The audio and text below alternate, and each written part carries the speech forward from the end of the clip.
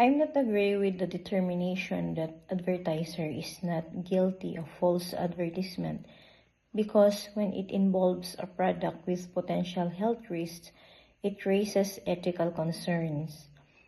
Companies must balance marketing strategies with the responsibility to provide accurate information about their products, especially when there are health implications.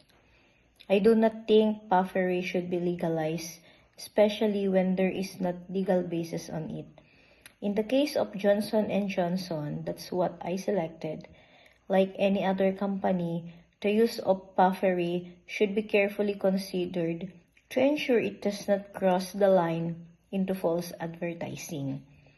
While puffery can be useful marketing tools to create positive image and attract customers, it is important for companies to avoid making false or misleading claims that could harm the consumer or lead to legal rescission.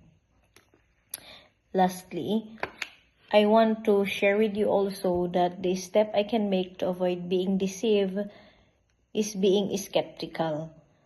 I have to be cautious on ads that create a sense of urgency or pressure I make to decide quickly. And I have to think twice before accepting the offers.